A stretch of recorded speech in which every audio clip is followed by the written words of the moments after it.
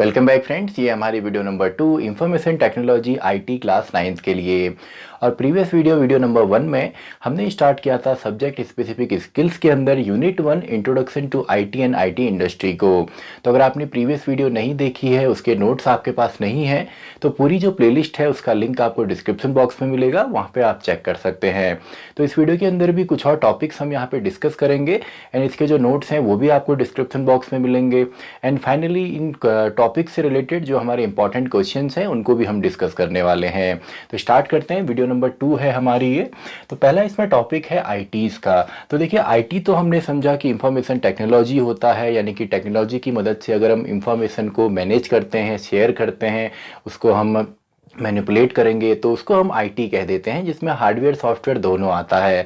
तो यहाँ पे जो टॉपिक है ये है आपका आईटीज़ का, यानी कि इंफॉर्मेशन टेक्नोलॉजी इनेबल्ड सर्विसेज, यानी कि ऐसी सर्विसेज जो इंफॉर्मेशन टेक्नोलॉजी की मदद से इनेबल होता है। तो यहाँ पे देखिए, information technology that enables the business या कोई भी organisation by improving the quality of service is information technology enabled services. तो यहाँ पे मेन जो पॉइंट है वो है आपका इंफॉर्मेशन टेक्नोलॉजी दैट इनेबल्स, जो कि इनेबल करता है the business by improving the quality of service, यानी कि सर्विस की क्वालिटी को जब हम आपका इम्प्रूव करते हैं आईटी की मदद से, तो उसी को हम कह देते हैं कि ये इंफॉर्मेशन टेक्नोलॉजी इनेबल्ड सर्विस है। और इस सर्विस को काफ़ी बार क्वेश्चन ये भी आ सकता है कि वेब इनेबल्ड सर्विसेज क्या होती हैं या रिमोट सर्विसेज क्या होती हैं। तो ये इसी का एक यहाँ पे सिनोनिम्स है, इसी का दूसरा नाम है। तो इनको वेब इनेबल्ड सर्विस या रिमोट सर्विस भी कहा जाता है, यानी कि जो इंटरनेट से इनेबल होंगी या वर्ल्ड वाइड वेब या सिंपली वेब हम इसको कह सकते हैं, वेब से इनेबल हो, या रिमोट सर्विसेज यानी कि कोई ऐसी सर्विस जो कि किसी दूसरे जियोग्राफिकल लोकेशन पे है। तो ये सिंपल सा है ITs. And then use of ITs. अब आईटी को हम जब यूज़ करते हैं और किसी सर्विस को इनेबल करते हैं तो इसका यूज़ क्या होता है?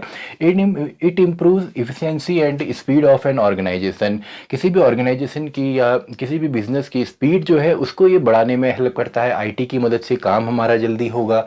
Then it offers jobs in, और ये जॉब भी प्रोवाइड करेगा कौन कौन सी जगह? कॉल सेंटर्स हो गए, फॉर एग्जांपल टेली मार्केटिंग है, यानी कि आप टेलीफोनिक कन्वर्सेशन की मदद से अगर मार्केटिंग करते हैं। आजकल काफ़ी सारे चैट बॉट्स भी आते हैं जो डायरेक्टली आपको रिप्लाई करते हैं। बिल्स हो गई, प्रोसेसिंग बिल से किसी भी तरीके के बिल को अगर प्रोसेस करना हो। ऑफिस कलर का आप इसमें बन सकते हैं किसी भी ऑफिस के अंदर। कंटेंट डेवलपमेंट में आपका आप काम कर सकते हैं। वेब सर्विसेज हैं एंड ह्यूमन रिसोर्स सर्विसेज, यानी कि एचआर सर्विसेज भी इसके अंदर आती हैं। तो आईटी काफ़ी ज़्यादा सर्विसेज को इनेबल करता है। तो ये इसके कुछ एग्जांपल यहाँ पे हो गए।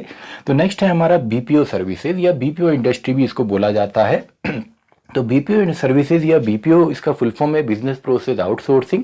अब देखिए, इसका नाम ही बता रहा है कि कोई भी बिजनेस है या कोई भी ऑर्गेनाइजेशन है जब अपनी ऑर्गेनाइजेशन की प्रोसेसेस को वो आउटसोर्स करती है, यानी कि किसी थर्ड पार्टी एक्सटर्नल कंपनी से करवाती है, और अपना जो कोर फोकस है वो अपने मेन बिजनेस पे रखती है। मान लीजिए कोई आपके ऑर्गेनाइजेशन है या कंपनी है, कोई बिजनेस है, वो कोई प्रोडक्ट बनाती है, तो उनका जो मेन फोकस है वो प्रोडक्ट बनाने का है। तो उसकी जो मार्केटिंग का कॉस्ट है, उसका जो कंज्यूमर को रिसर्च करने का कॉस्ट है, उसको वो कट शॉर्ट कर सकती है बीपीओ की मदद से, यानी कि इन प्रोसेसेस को वो आउटसोर्स कर सकती है, किसी दूसरे से करवा सकती है।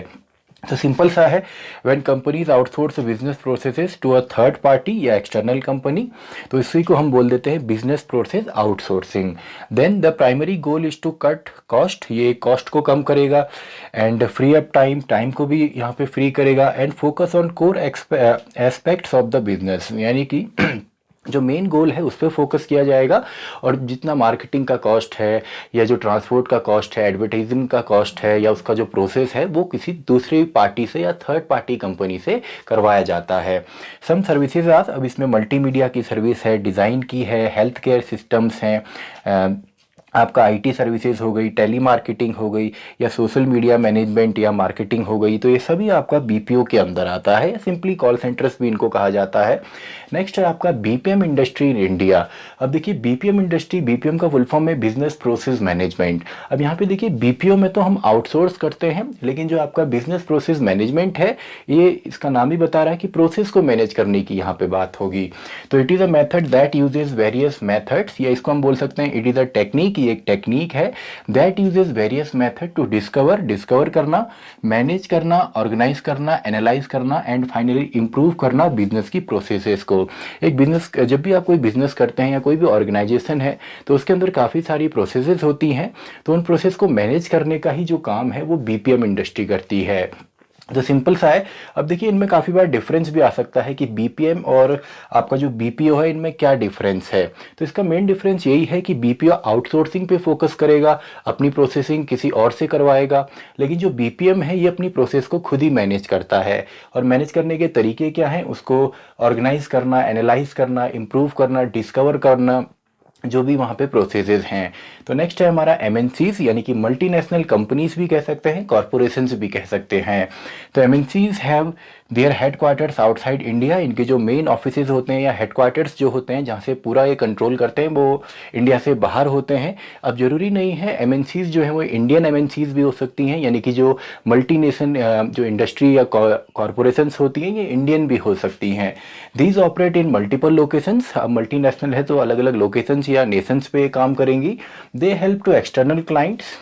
मेनली ये एक्सटर्नल क्लाइंट पे फोकस करती हैं, लेकिन ये डोमेस्टिक में भी बिजनेस करेंगी, यानी कि डोमेस्टिक क्लाइंट भी होंगे एंड ग्लोबल क्लाइंट भी होंगे या कस्टमर्स हो सकते हैं। देन आपका है आईएसपी, यानी कि इंडियन सर्विस प्रोवाइडर्स। अब ये क्या होते हैं, ये इंडिया से स्टार्ट होते हैं, यानी कि ISP started their operations in India. India में इनका बेस होता है, जो हेडक्वार्टर होते हैं वो इंडिया में होते हैं। Most of their headquarters are in India. Headquarters इनके इंडिया में होते हैं। While having offices in many international location, यानी कि जो मेन हेडक्वार्टर होगा वो तो इंडिया में होगा, लेकिन इसके ऑफिसेज मल्टीपल नेशंस के अंदर भी हो सकते हैं। और ये मेनली सर्व करती हैं इंडियन क्लाइंट्स को, और ये बाहर के जो क्लाइंट है यानी कि ग्लोबल जो क्लाइंट है उनको भी सर्व कर सकती है। तो दोनों में यही अंतर है कि ये इंडिया से स्टार्ट होती है एंड जो एमएनसी है वो आउटसाइड से आपका स्टार्ट होगी। इसके ऑफिसेज इंडिया में भी हो सकते हैं। जैसे आपकी जितनी भी बड़ी टेक कंपनीज हैं, गूगल है या अमेजन है, इनके जो हेडक्वार्टर्स हैं ये यूएस के अंदर हैं। और ये एमएनसीज हैं, यानी कि ग्लोबली तो इनके ऑफिस हैं ही, लेकिन जो हेडक्वार्टर्स हैं वो आपका यूएस के अंदर है। वैसी जो आईएसपी है इसमें जैसे इंडियन कंपनीज आ जाती है, टीसीएस है, जैसे टाटा कंसल्टेंसी है।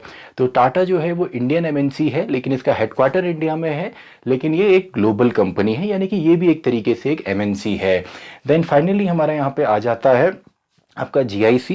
अब जीआईसी होता है ग्लोबल इन हाउस सेंटर्स। अब देखिए जीआईसी जो कंपनीज होती हैं ये आपका इन्हीं का पार्ट होती हैं, यानी कि इन्हीं की सब कंपनीज इनको हम कह सकते हैं या ऑर्गेनाइजेशन इनको हम कह सकते हैं।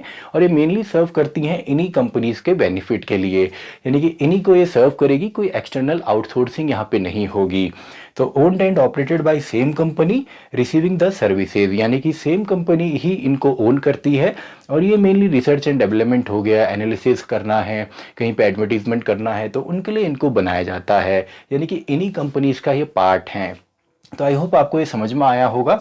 तो यहाँ पे जो मेन क्वेश्चंस हमारे बन सकते हैं, मेनली डिफरेंस वाले यहाँ पे बन सकते हैं, यानी कि जैसे आपका आईटीज़ एंड आईटी के अंदर क्या अंतर है।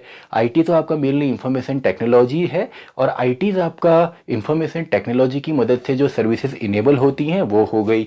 या इसके अलावा यहाँ पे ये आ सकता है कि यूज़ क्या है आईटीज़ के, या बीपीओ सर्विसेज को अगर हमने एक्सप्लेन करना हो कौन कौन सी सर्विसेज हैं तो इसमें आप लिख सकते हैं, जिसमें भी आउटसोर्सिंग हो सकती है। या इसके अलावा बीपीएम और एमएनसी में यहाँ पे डिफरेंस आ सकता है, या एमएनसी या आईएसपी के अंदर डिफरेंस आएगा। तो ये हमारे कुछ टॉपिक थे। आई होप आपको क्वेश्चंस भी यहाँ पे समझ में आए होंगे कि किस तरीके के क्वेश्चंस इनसे बन सकते हैं। तो इसी के साथ हमारी ये वीडियो भी ख़त्म होती है। वीडियो के जो नोट्स हैं वो आपको डिस्क्रिप्शन बॉक्स में मिलेंगे। तो मैं मिलता हूँ आपसे अगली वीडियो में, वीडियो नंबर 3 के अंदर।